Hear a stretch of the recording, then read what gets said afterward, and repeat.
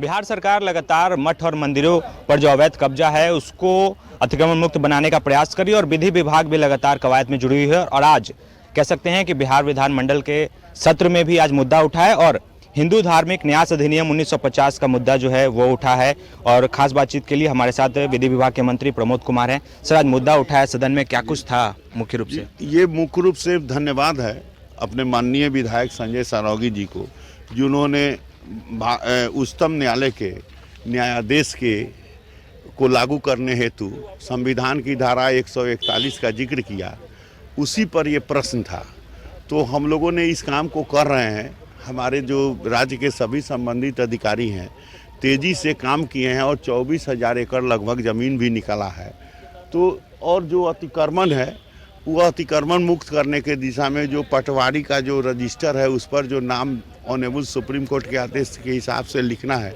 तो हमारे अध्यक्ष जी महोदय को धन्यवाद देंगे जिन्होंने राजस्व विभाग को भी बुलाकर और इस पर नियमन देने की बात कही है। और हम लोगों ने भी राजस्व विभाग के साथ मीटिंग किए हैं।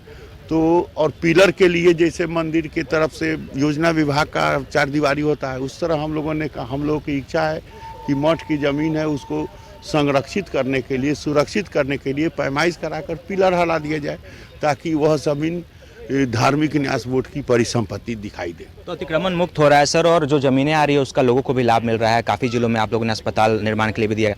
तो क्या लगता है दूसरे चरण का जो काम है वो भी जारी है, तो ऐसे में कहीं ना कहीं और भी जमीनें मिलने चाहिए? 24,000 एकड़ ज़मीन है, ये कागज़ में है, इसको अब ज़मीन पर उतार कर दिखाना है पिलर हटाकर, तो ये काम जारी है। तो बिल्कुल विभाग के मंत्री प्रमोद कुमार ने स्पष्ट कहा कि काम जो है वो तेजी से चल रहा है और जो भी लोग जिन्होंने अतिक्रमण कर रखा था धार्मिक न्यास बोर्ड की जमीन पर या फिर मठ मंदिरों की जमीन पर, उन सभी को जल्द से जल्द अतिक्रमण मुक्त कर दिया गया है और सभी का रिकॉर्ड जो है वो आ जाएगा और सभी जो जमीन है वो बिहार सरकार के पोर्टल पर भी दिखेंगी। सहयोगी राजेश के साथ प्रणव राज, न्यूज़ 22 को पटना।